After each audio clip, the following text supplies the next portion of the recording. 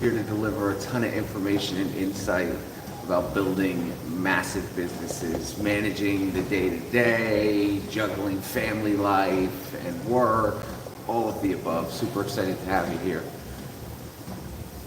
Prime Day was fire. So I'm answering this a live Q&A. I do these as frequently as possible. And I answer your questions live on Sundays to provide as much information as possible. Someone just asked, how was our Prime Day? Our Prime Day was great. We did 275,000 on day one, and then we did 225,000 on day two for a total of $500,000 in sales at a 15% profit margin. So I'm happy with that. I mean, it exceeded my expectations, or it actually nailed my expectations down to almost $1. A couple days before Prime Day and the morning of Prime Day, I made an estimate that our projection that our sales would be $500,000, and they were exactly. It was $501,005.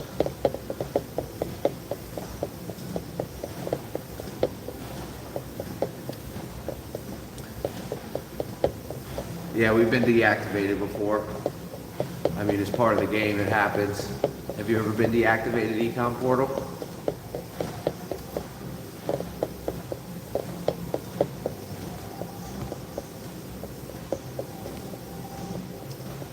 What's up, Shamari? How you doing over there, man? I'm excited to see you in a couple of weeks at AMZ United. Anybody else going to AMZ United? Throw a thumbs up if you're going to AMZ United in the chat. It's going to be great. I'm really looking forward to it. It's going to be a fun time.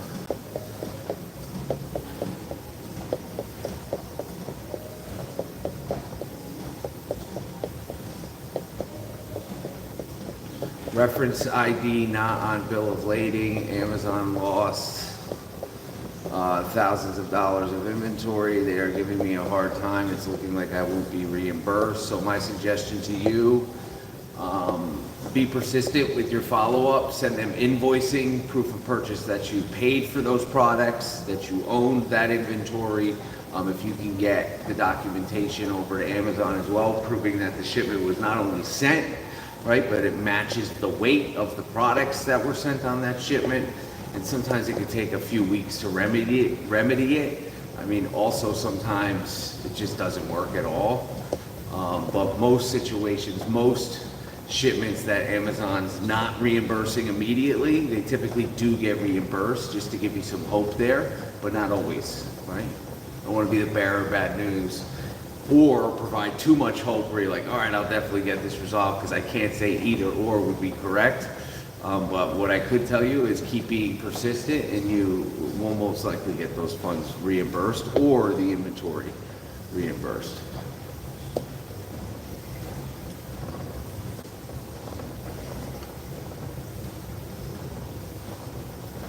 What's the starting figure for someone starting brand new to get to profitable monthly sales of 5K? So I'd imagine you're asking to make 5K a month. I'd imagine that's the question. What do you got to do to make $5,000 a month? And in order to make $5,000 a month, you figure you got to do about $50,000 in sales revenue. 40 to 50, I mean, depends on the margin. I'm being very conservative here, but let's just say $50,000 in sales revenue, which means you'll have to have about $25,000 of inventory, which would be about a 20% ROI. Now, some businesses operate higher than 20% ROI, like our business is at a 25% ROI. That's why I'm giving you a very conservative number, so you can kind of plan accordingly. But realistically, $25,000 in inventory will get you about $5,000 in monthly profit. We sell thousands of brands, man. I wouldn't have an exact number for you, but thousands.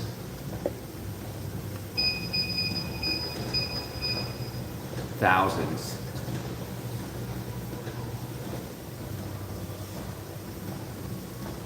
Yeah, I mean, it's not the end of the world, but it's unfortunate. I wish Amazon had a more seamless system for remedying this, but also, I mean, I'm not sure why the reference ID wasn't on your bill of lading either. It sounds like it was an eternal mistake made either by you or one of your team members. So it's important to make sure that you're doing everything correctly, so when these things do happen, you don't get penalized. And in this case, penalized means losing money, and nobody likes to lose money. I know I sure as hell don't like to lose money. What do you think of Amazon's competition to challenge Temu? Don't think about it, haven't thought about it. I'll have zero effect on my business because I don't sell, well, I do sell private label products, but a majority of my business is brand name, everyday products that are sold in the United States of America. So they're not getting manufactured in China, so there's zero competition with Temu. So whatever Amazon's trying to do to compete with Temu will have zero impact on my business model or anybody in the wholesale space's business model. Zero impact, which is cool for me. What up, Jonathan? How you doing, man? Would you ever open up more warehouses in different cities? So we've considered it. We actually considered opening up a warehouse in Indiana. We obviously have not, but we were looking for like a central hub in the middle of the United States to be able to kind of reduce the shipping costs to some of the fulfillment centers we're sending, as well as any shipping costs from suppliers to us.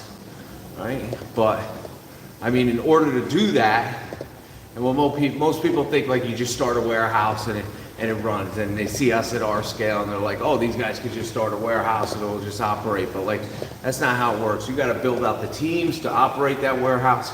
You got to build out the infrastructure.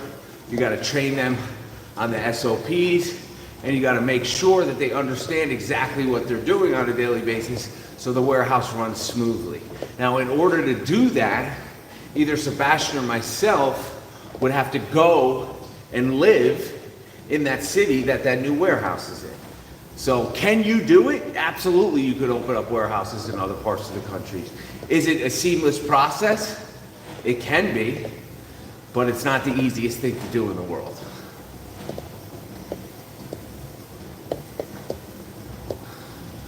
Cleaned up our account the past 2 months, too much money slipped through the cracks. Yeah, I mean, it happens. And for anybody who's not using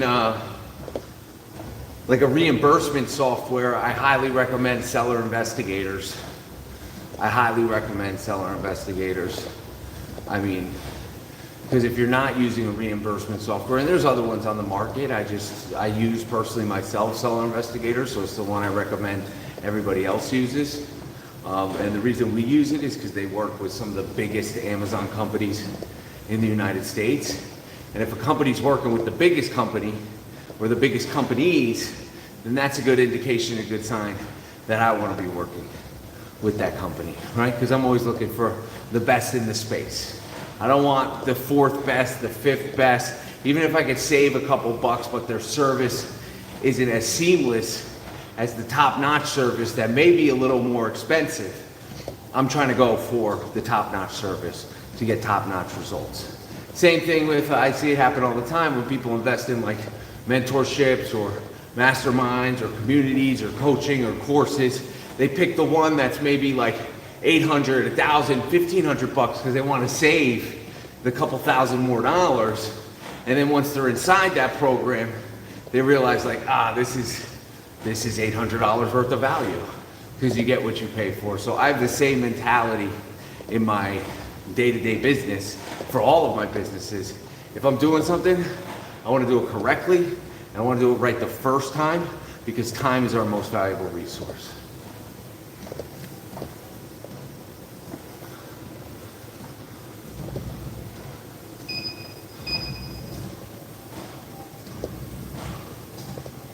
Yeah, I'm not the guy to ask about counterfeits and Amazon account health for counterfeits and reinstating your account. I mean, that's just not something I personally handle in my business, so I don't want to, guide you in the wrong direction. I have a team who helps with that, and that's Sebastian's side of the management of the company. I mean, I could provide some pointers, but it's like, you'd have to see what the counterfeit complaint was, or who it was from, what it was for. Is it counterfeit with a test buy, without a test buy? I mean, there's just a lot of missing information to guide you over alive about your counterfeit claim. Would you exit your operation? What's the multiple? Multiple would be like a 3 to 6x multiple, and we would exit it if the right offer came along.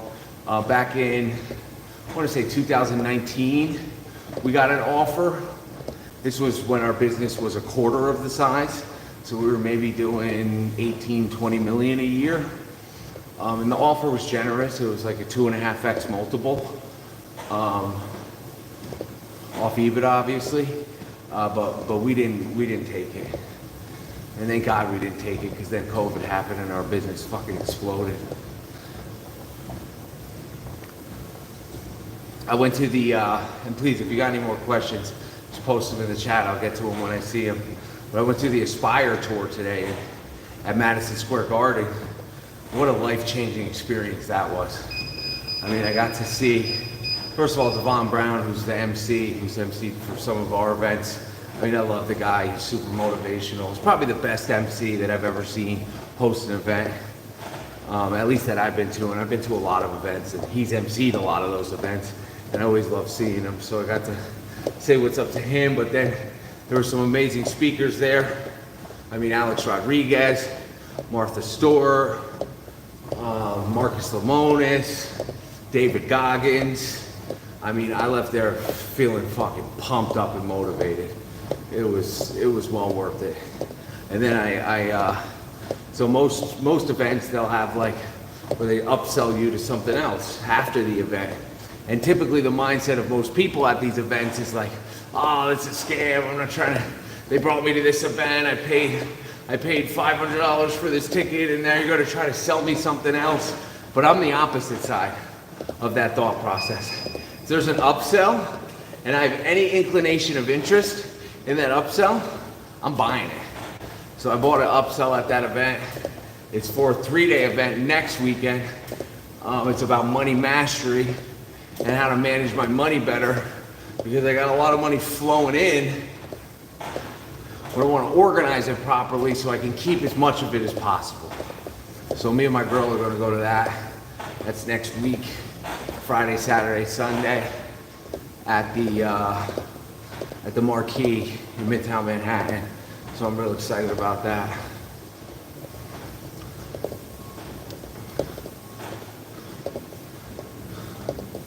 What's the best strategy for finding wholesalers? I would say in-person trade shows is probably the best strategy. Now, if you can't get to an in-person trade show, maybe you're outside the country, maybe you just had a baby, maybe you got something going on where you just can't make it to an in-person trade show, I mean, which happens, life happens, then the second best place would be Google, you know? And I mean, there's so many ways to optimize your Google search when searching for suppliers, so many ways. You know, between leveraging brand searches, reverse engineering, using softwares like Smart Scout, calling manufacturers, asking them who their distributors are. I mean, there's so many. And we give a rundown of every single one of those inside of our program. I mean, the hardest thing, the biggest complaint, let me clean my camera real quick. The biggest complaint I hear from new Amazon sellers is that they can't find suppliers, right? But one thing I can tell you for sure is the people inside my program, they're finding suppliers. Their businesses are growing. So I mean, these suppliers are out there. There's literally thousands and thousands of suppliers in the United States. And I think the coolest thing about it is, like, for example, I do little to no business with suppliers on the West Coast. I don't have any supplier accounts, or maybe one, with any companies in California. I have 0 accounts with any companies in Washington, 0 accounts with any companies in Oregon, 0 accounts with any companies in Las Vegas. And the reason why is just because the cost of shipping, getting that inventory over to the East Coast, is too much. It eats up too much of the profit. So we don't do any business with them. So that leaves a lot of opportunity for everybody on the East Coast, or the West Coast rather, to be opening accounts with those companies, and same for vice versa. If you live on the West Coast, you're probably not opening up accounts in fucking Connecticut. You're probably not opening accounts in upstate New York. You're probably opening accounts a little closer to your location to shave on that shipping cost. So, I mean, the opportunity's everywhere. Here's one question to ask yourself, Mr. Motorsports. How hungry are you? How bad do you want it? When a supplier tells you no, what's your follow-through look like? Are you picking up the phone and calling them? Are you diving into LinkedIn and messaging someone at the company? All right? How hungry are you? Because I'm hungry as fuck. So finding suppliers, not finding suppliers is not an option. Zero option of not finding suppliers for me.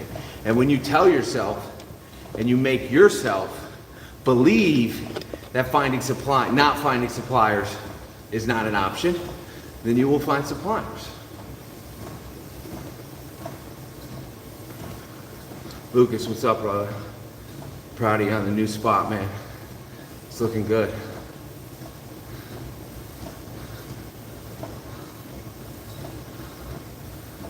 Pat, what's up, brother? How you doing, man? Is there still room to grow with Amazon? I'm doing used books, but it's hard to scale. Yeah, absolutely. There's still a lot of room to grow on Amazon. I mean, Amazon did over 500 something billion in the past 12 months in revenue. And 61, 62% of that came from everyday people just like you and I. So I think the opportunity now is better than it's ever been for a few reasons. One, brands understand the importance of Amazon now. So like 3-4 years ago, they didn't really get it. They were concerned like, do we sell on Amazon? Do we not sell on Amazon?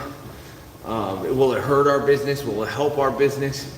But now, with how big Amazon is, a lot of big retail stores, brick and mortar stores, they won't even consider bringing your products into their store, like a Walmart or a Kroger. They won't even bring your products into the store unless they see Amazon sale history. And we've had companies actually reach out to us asking us to sell their products on Amazon because they were trying to get into retail stores, but they couldn't because they had no Amazon presence. So that's like benefit number one. I mean, brands understand the importance of Amazon. Benefit number two would be customers. There's more customers today on Amazon than there have ever been in the entire history of Amazon. And I think Amazon started in what, 1994 maybe? So you're talking 30 years ago. And there's more customers, right? 94, 04, yeah, 30 years ago. That's a lot of years ago. There's more customers shopping on Amazon every single day. And the third reason would be the software. The software is more advanced than it's ever been. You know, especially when you got access to software like Smart Scout, phenomenal, very powerful software. Source Correct, I mean, the most powerful FBA software that I'm familiar with. Absolute game changer. I'm having a hard time hiring VAs. Any advice? Yeah, give me a little more info.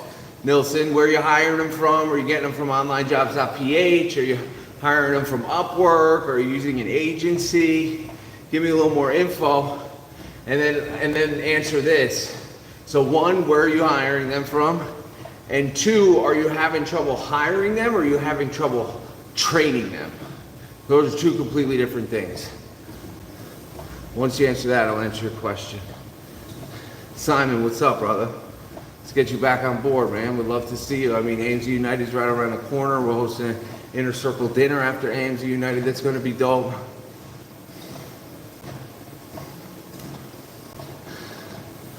Oh, that's crazy, man. If you've interviewed close to 700 applicants for VAs, I mean, I don't even think I've interviewed 700 applicants in my entire life.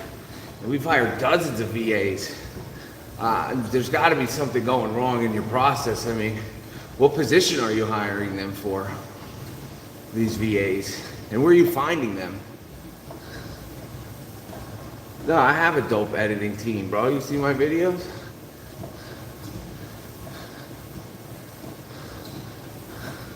Pat, man, you can reach out to me whenever. You got my personal number, man.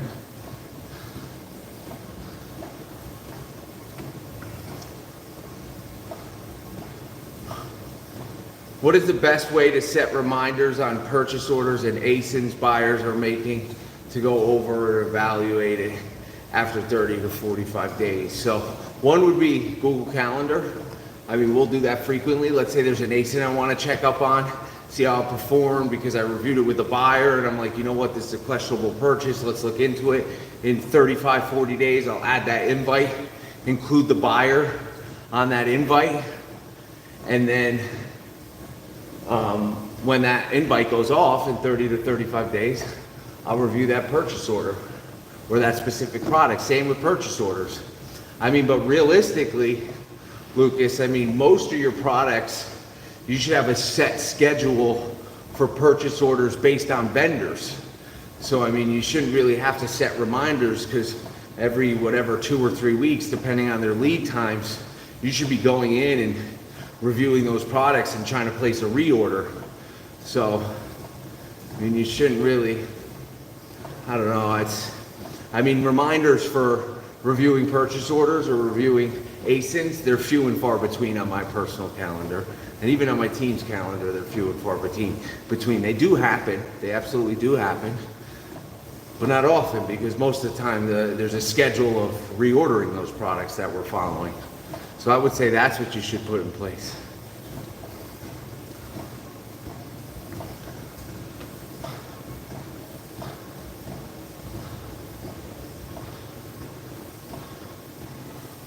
So Dash 9 yards you can look into. I've also heard some things about 2D workflow. I've never used it personally myself. I have used 9 yards. They will help. But one thing to consider is any of these softwares, December 18, 2024, so you can still get some juice out of them, another 5 months. But any of these softwares, Amazon's changing their back end. Well, none of them will work after December 18, 2024. So, I mean, you can still save some money. You can still save some money in the interim, but you're gonna have to change your systems up in December, Dasha. Yeah, 2D workflow. Why are electronics bad to sell? So it's not that they're bad to sell. I personally just stay away from them, and I typically recommend staying away from them, only because they usually have a high return rate. You're talking 13 to 18% return rate. And we all know how wholesale margins work. I mean, you're operating at a 15, 16% return rate for the products that you're selling. And there's not much money left. So, I mean, it's risky. But there's also products in the electronic space that you could sell that'll make 30, 35% margins, right? So now with even a 15, 16, 17% return rate, I mean, you can still be profitable. That's a completely different story. So typically what we'll do if we see, and this is what I recommend you do, if you see an electronic product that you think you can make some decent money on, I mean, don't go spending $10,000 on it to start. Place an order, 36, 48 units, manage and check the sales, as well as manage and check the returns, as well as manage and check the voice of the customer to see if this is a good product that you want to continue selling. And if it doesn't make sense, then you stop selling it and you cut your losses. You'll probably still make a little bit of money on it, maybe break even, not the end of the world. But if it picks up and it sells really well, then double down. You just always want to be mindful.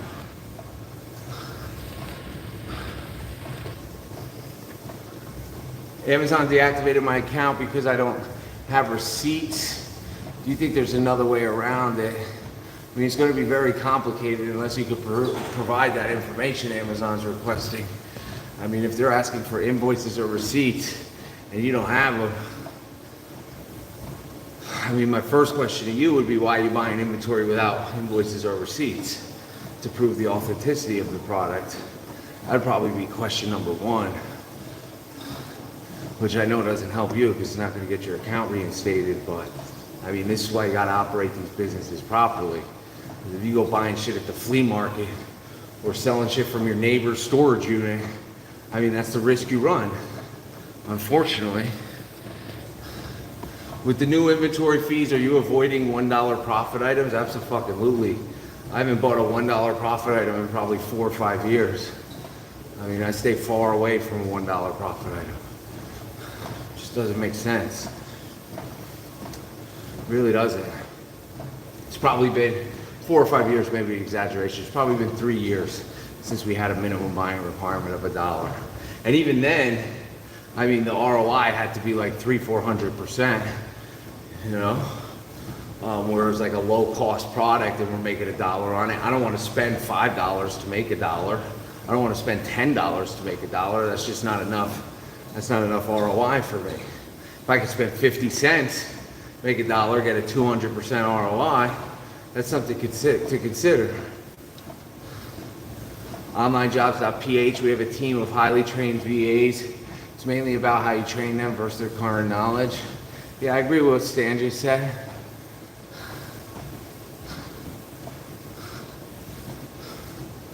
How should we approach big distributors in the States that say no Amazon sellers on their website? I mean, what makes you different? I get why they put no Amazon sellers, because typically working with Amazon sellers, especially brand new Amazon sellers, sucks.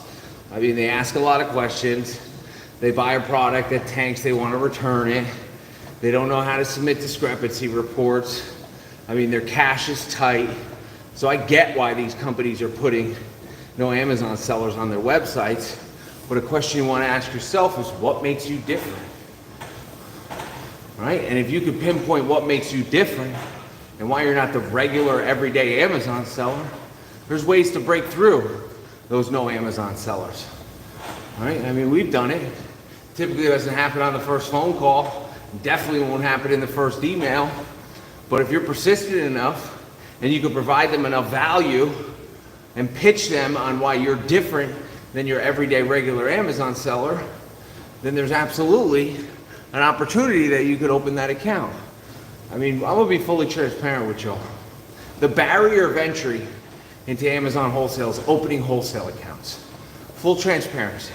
The hardest fucking part of the game, other than obviously mastering product research, I mean, I don't want to say the hardest, but the hardest initial part of the game is opening profitable wholesale accounts.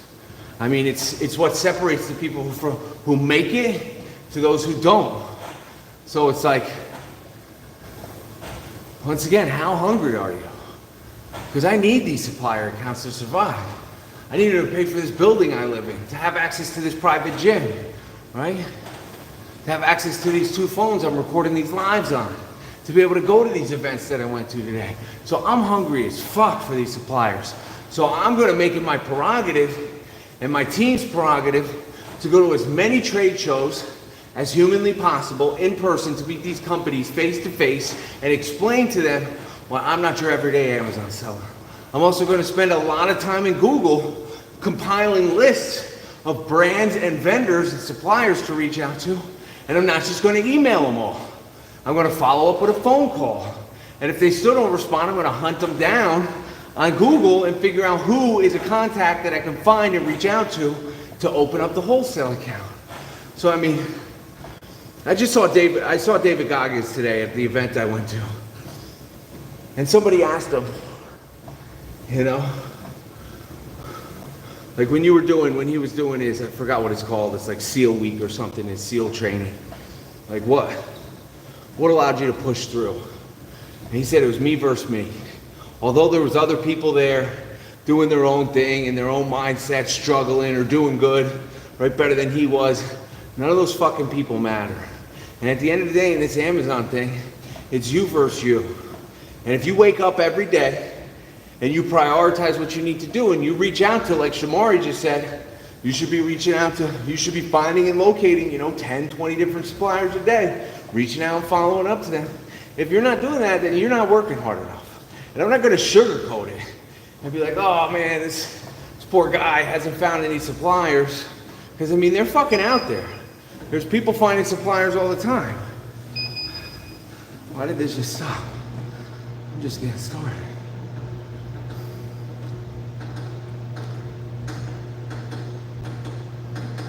That's a great question. Is it a good idea to start in niches that I know? Or just hit what moves? I think you just hit what moves, man. I think you just hit what moves. Don't focus on niches that you know. I'm trying to think like a niche that I know. Like in my free time, no. I don't really know any niches on my free time. There's nothing like I have no products that sell on Amazon that I have like a passion for, that would be a niche that I'd be interested in pursuing. I mean, there's like workout stuff, but like just because I like workout stuff doesn't mean it's good products for me to sell. That doesn't mean that I don't sell workout stuff. So I mean, that just hints at the second point of your comment there. I mean, you gotta just sell anything that moves, man. If you get your hands on a grocery products, beauty products, sports and outdoor, industrial and scientific, baby, pet supply, doesn't matter, man. Go where the money goes. Don't chase the fancy shit. Don't chase the shit that you think that you understand. Although it will make it easier to source products that you understand, because you may understand the market, right? But I mean, don't waste too much time doing that. Your focus should be buying and selling as many profitable items as you humanly can.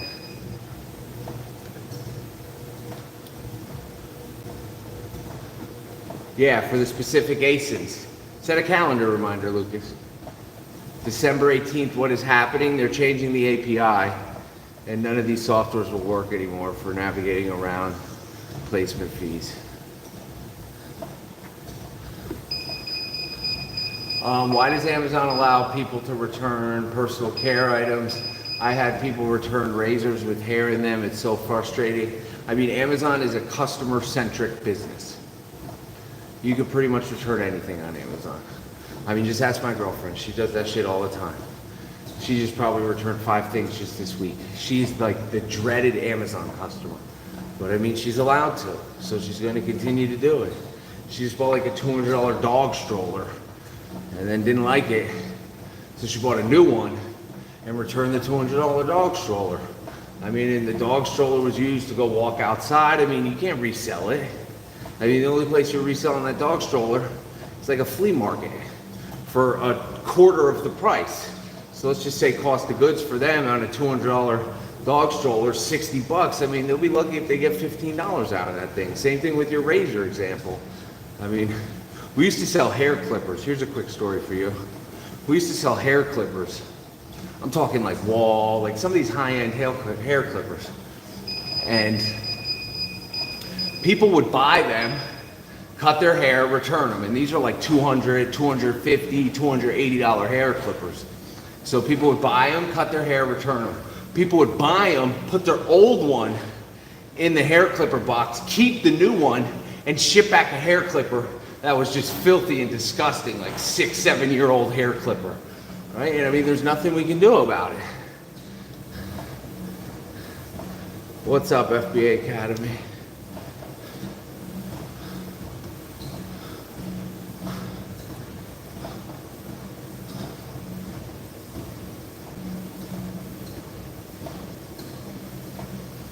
No, I'm not sure if it'll affect the data. I'm just saying it'll affect the placement fees, Mr. Motorsports, on December 18th.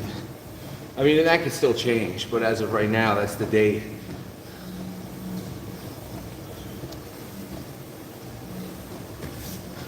Yeah, I mean, my personal recommendation for Wall hair clippers would be to stay away.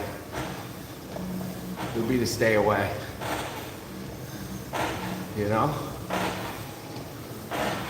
That's just my personal recommendation, based on experience.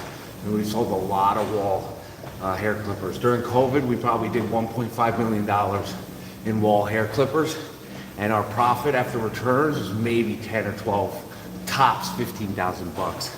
Talking sub $15,000 off of $1.5 million in sales. Trash. And it looked very profitable because the profits were rolling in. And then you start weighing in those return rates, and it's like, shit, I'm getting fucking murdered on these things.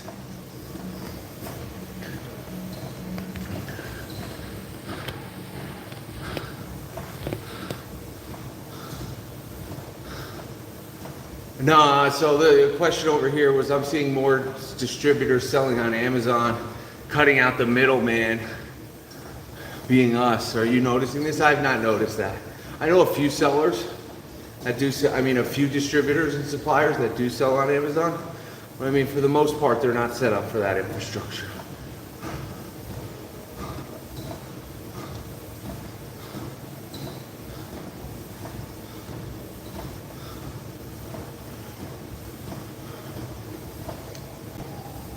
What else we got, my friends?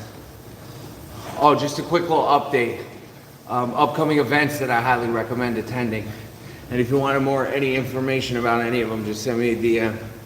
And it's not really just recommendations. I mean, I'll be at these events, so if I'm going to them, there's a fucking reason.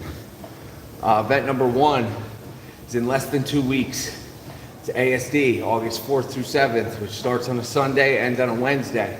You don't have to go the whole time. I recommend flying in on a Saturday, leaving maybe Tuesday.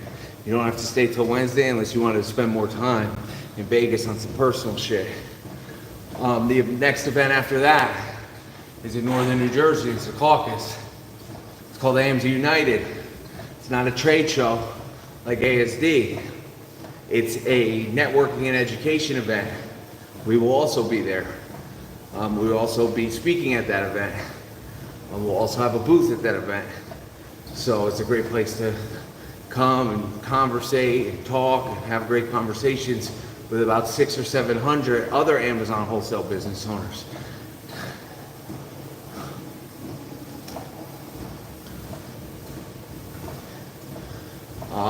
The event after that, what am I doing? September, I think it's the 14th to the 16th. Amazon Accelerate in Seattle, Washington. Highly recommend going to that.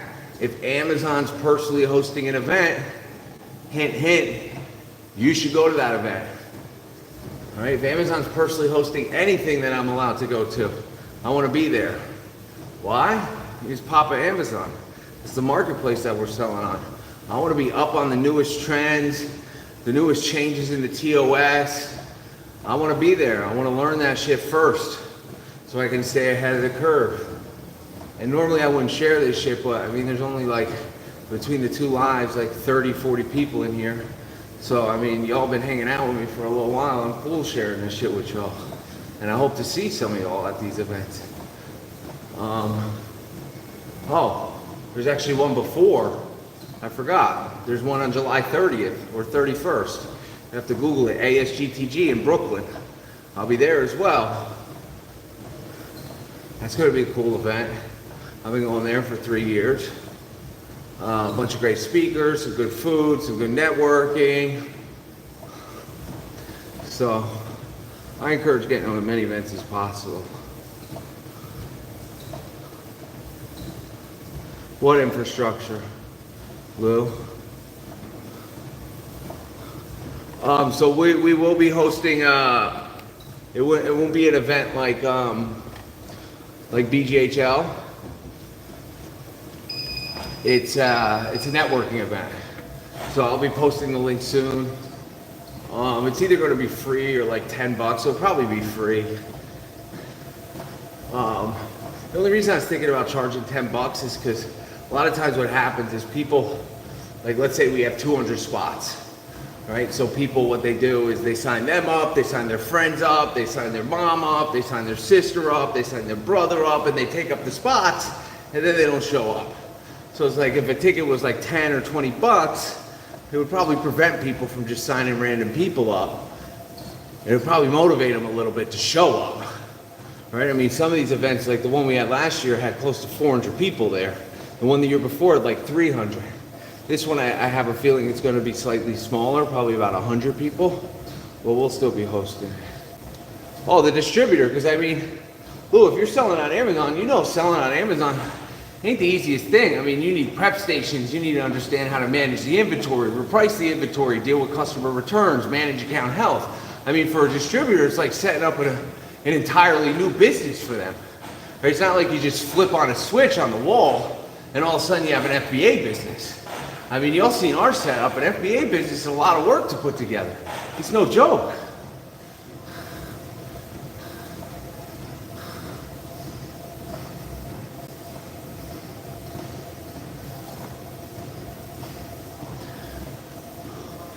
When you go to supplier expos, so trade shows, do you end up getting pricing for products you already buy? Absolutely.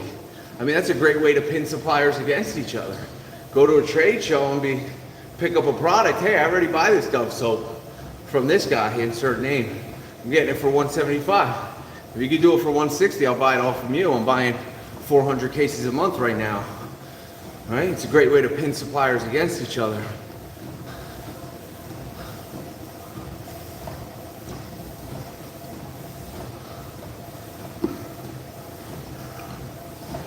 All right, so here's a great question. Mr. Motorsport's coming in with the questions today. Yeah, I should have brought a drink down here.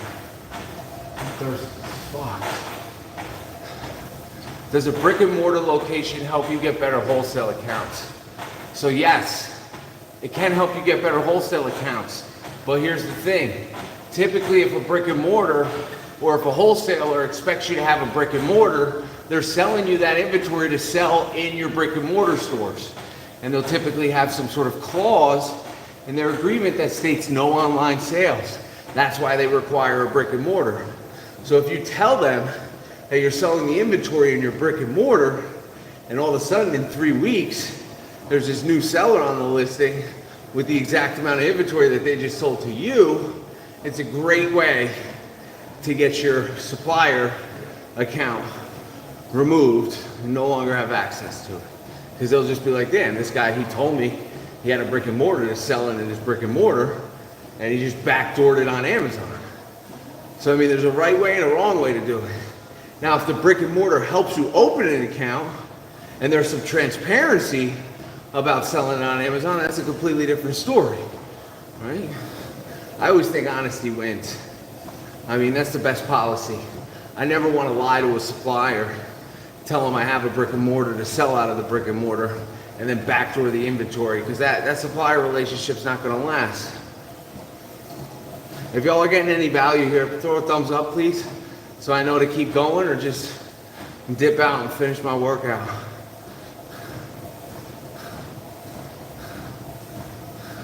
Yeah, Roxy's the best. She said Eric is the man, 10 out of 10. We're in his inner circle community.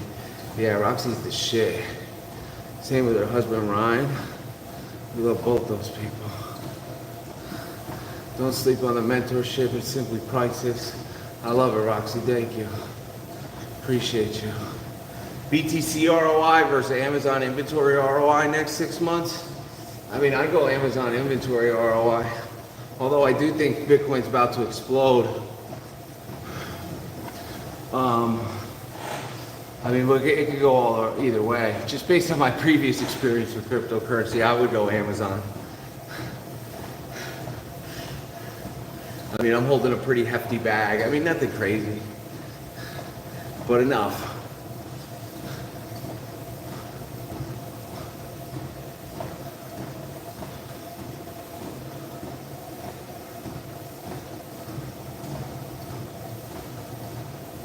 Well, we were scaling heavy. Were we going straight for 0% APR cards or LOC or just slow scaled? So at the beginning, it was all credit cards for us.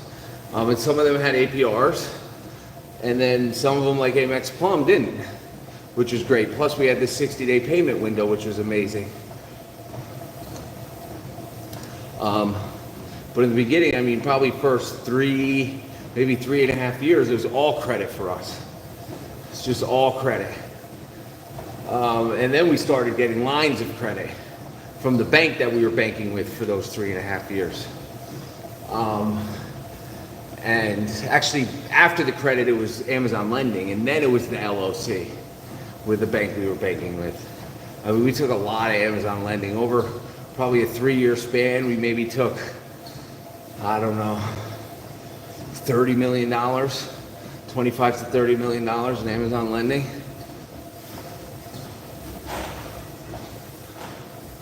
So, and then we switched over to the LLC, and we switched over to SBA loan, and now we're back to an LLC. Amazon offered me lending. Any thoughts on their lending program? I mean, it helped me scale my business to massive numbers. So if the numbers make sense, then absolutely. What's the rate they're giving you? What's the rate they're giving you, beauty? 21207.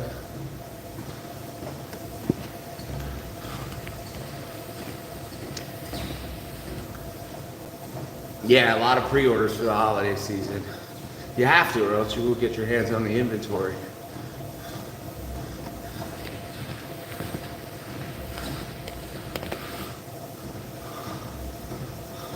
I'm live over on YouTube too here, but I don't even think I'm gonna post this after. I mean, you're just dropping too much game here. I'll probably delete it on YouTube.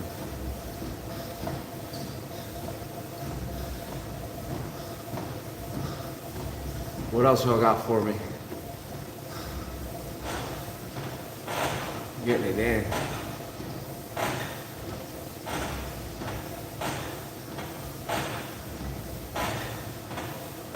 What's the most cost-effective way to send pallets? Definitely multiple pallets. I mean, the more pallets you can fit in a truck, the cheaper the cost of shipping will be. Especially if you get to a level where you're sending full truckloads. 100% that's the move. I mean, the difference between a 1 pallet LTL shipment and a 3 pallet LTL shipment will probably cut your cost per unit, you know, by 25, 35, 40%, because you're getting more inventory in that truck and the cost will just go up a little bit. Yeah, I mean, sending pallets is a game changer, Lil. I'm proud that you made that move.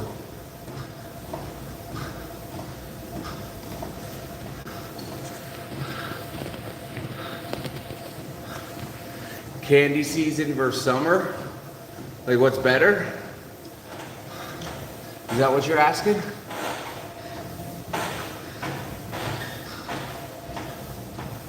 I mean, they're both good.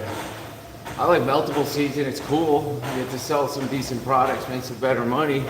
But I mean, the off season's good as well.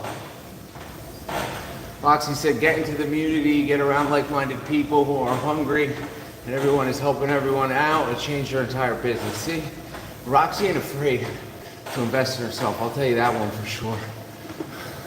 I mean, she first joined E-Sellers Rye, her and her husband Ryan, and then maybe 18 months later, they joined Inner Circle. And I know they just got their $250,000 a month award. And I'd imagine they're getting close to that 500K, right, Roxy?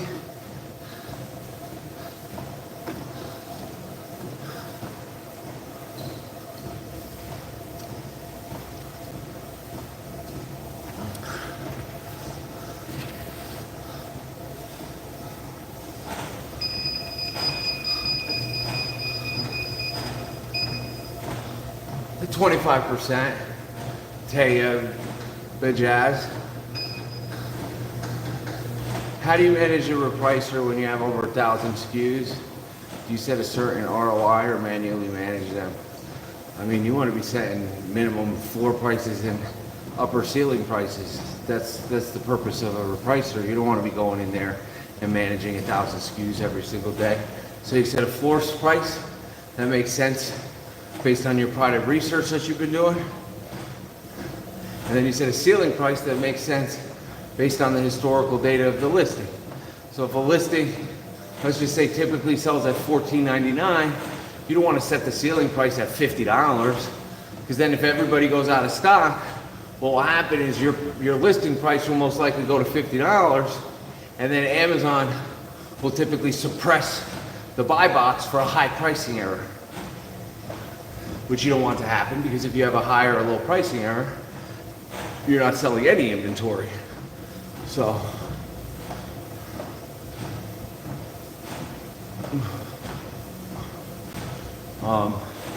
you want to allow the repricer to do its job. That's why you're paying for the repricer. And what repricer are you using, Sonny?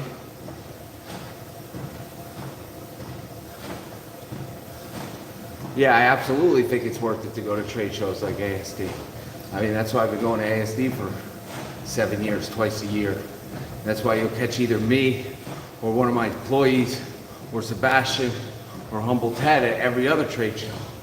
I mean, the way I see it is, listen, if you're a large seller and you're doing $1 million plus a month, you should be going to a trade show every single month. If you're a new seller, your expenses are going to be tighter, And you won't have that privilege of going to as many trade shows because you're reinvesting most of the money back into the business. But you should still make it a goal of yours to go to at least a trade show a quarter.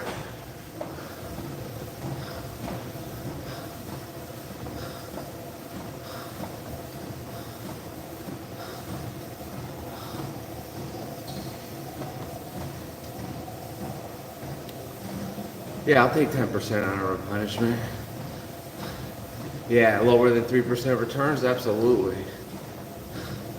Lewis said, joining the group has changed my business entirely. The community strengthens you as a person, as well as a business owner. Can't thank you guys enough. I love it, Lou. I mean, you've been putting in that work. Lucas, I think I said Lewis. You've been putting in that work, man. Just upgraded to your new warehouse, you know, almost tripled your space. You're gonna be thriving, man, hitting $250,000 a month in no time. Why'd you switch from Seller Snap to a formed, Sonny? I prefer Seller Snap personally.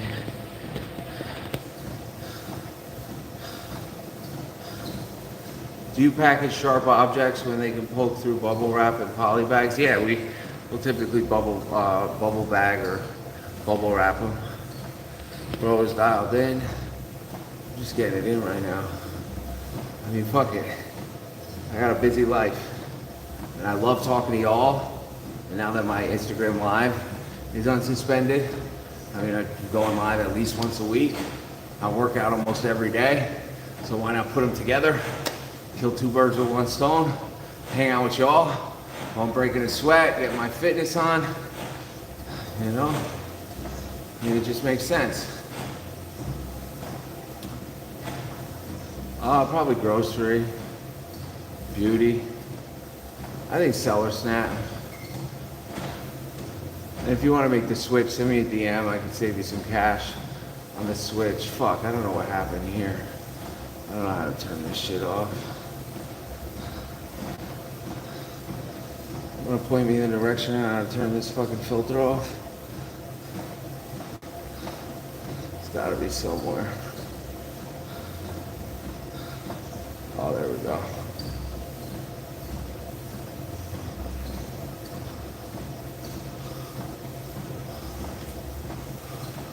A little bit of both, though.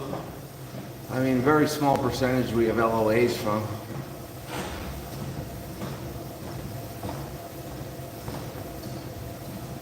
I do a little bit of, I don't really do any trading anymore. I mostly just do buying. I mean, I tried the trading thing. I got murdered doing stocks for the options and puts. I mean, I got fucking murdered right when like COVID was popping. Probably lost like 50, 60 grand in like 2 months maybe. Just trying to learn how to trade options. I mean, I should have started with paper money first before I started with real money. But that's the type of person I am.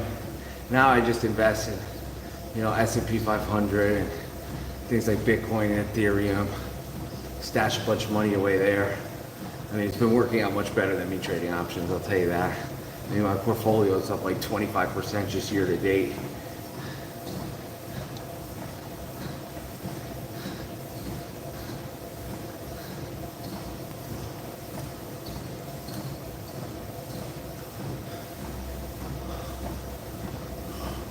Shamar said he's looking at flights for ASGTG. That's cool, man. It's an interesting event, man. You're gonna have fun if you end up going. It's a 1 day or two. Maybe we grab dinner after it. I usually leave a little early from that event. So we could slide out, grab a dinner. And if you can't make it, Shamar, I mean, I'll see you. And what is it? I mean, I think three days later, we're going to Vegas. So I'll see you in just a couple of days after that. You figure Seller Snap's aggressive. If I set the 30% ROI, for instance, it will go down to 30%, while other sellers selling at 50%, it doesn't chase the buy box closely. All right, that's a valid response. How much capital, Oregon Holmes said, do you need to start an Amazon FBA business? So Amazon Wholesale, it's recommended to have $3,000 to $5,000. And it could be in cash or credit or a variety of both. I typically recommend starting with credit, just kind of protects you for any initial supplier purchases. So that's really the name of the game. Yeah, all-time highs.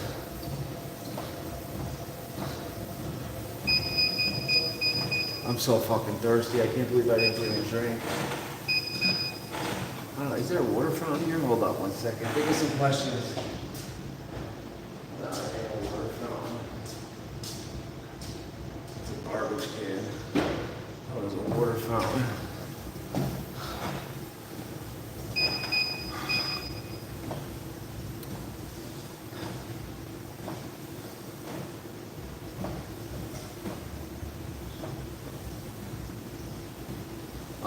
That's a great question. Lou said, what if my warehouse address is different than my selling address?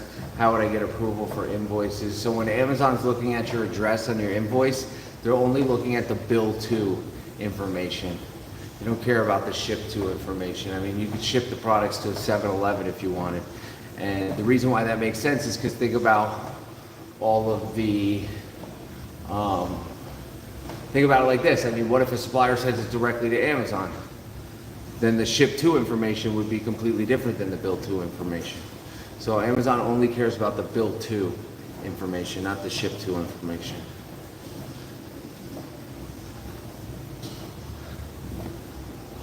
Rick James said, should I focus on brand exclusives or distributors? Definitely distributors and wholesalers are going to be much easier as a new seller than closing brand exclusive relationships. API change on December 18th. Don't quote me on the date, but it's right around that end of December. Amazon's changing their back-end API, and basically none of these placement fee navigators will work anymore. And then Google versus software such as Keepa. I mean, you need both. Google and Keepa do two completely different things. Keepa tracks the historical sales data, like pricing, number of sellers, best sellers rank, the BSR. And Google would be more for researching potential suppliers to open wholesale accounts with. So they're two completely different softwares you need to use, or not softwares, one's a browser, the other one's a software. I have a sales team for what?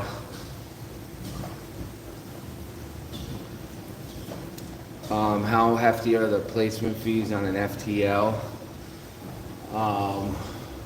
I mean, if you're doing optimized shipment splits, then there is no placement fees, so they could essentially be zero. But let's just say an FTL, 6 pallets, what's a 24 pallet truckload has on average like 500 pallets per ASIN. So let's just say 6 pallets, that's 3,000 ASINs, an average of 30 cents per ASIN. You're looking at $2,000 placement fees. Yeah, slow.